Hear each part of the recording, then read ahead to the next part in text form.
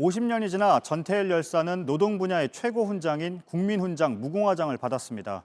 그리고 훈장을 추서한 문재인 대통령은 노동을 존중하는 사회까지는 아직도 갈 길이 멀지만 정부의 의지는 변함이 없을 거라고 강조했습니다.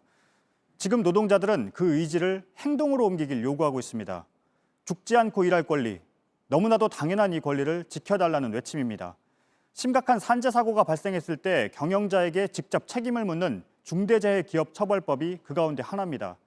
하지만 절대 과반 의석을 가지고 있는 여당은 법안 처리를 당론으론 채택하지 않는 쪽으로 기울고 있습니다. 먼저 박소연 기자입니다. 28년 만에 산업안전보건법 전면 개정을 이끈 건 노동자 고 김용균 씨의 어머니였습니다. 아들한테 고개를 조금이라도 들 수 있는 면목이 생겨서 정말 고맙습니다. 하지만 김용균법이 시행돼도 달라지지 않는 게 있습니다. 하한선 없는 처벌 규정 때문에 사망산재가 벌어져도 사업주는 벌금만 내면 되는 현실입니다. 이걸 고치자는 게 바로 정의당이 발의해 놓은 중대재해기업처벌법입니다. 핵심 조항은 사망사고 발생 시 최고 경영자에게 3년 이상의 징역형까지 내릴 수 있는 처벌 하한선 만들기입니다. 법인에는 징벌적 손해배상 책임을 물리는 내용도 들어가 있습니다. 여론도 이 법을 어서 제정하자는 쪽입니다. 중대재해기업처벌법 제정에 대한 찬성 여론은 반대의 2배가 넘습니다.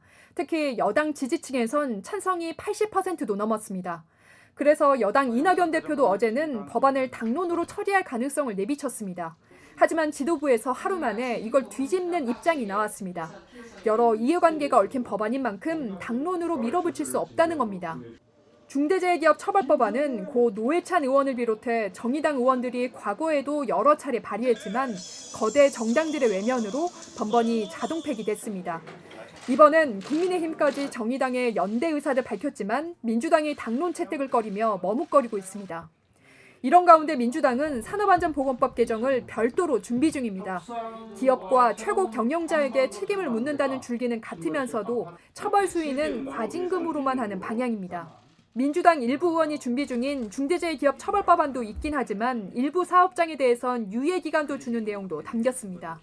174석 거대 민주당이 자체 법안을 밀기로 하거나 산업안전법만 개정하는 선에서 마무리를 짓기로 하면 정의당 법안은 또다시 폐기의 전철을 밟을 수밖에 없습니다. JTBC 박소연입니다.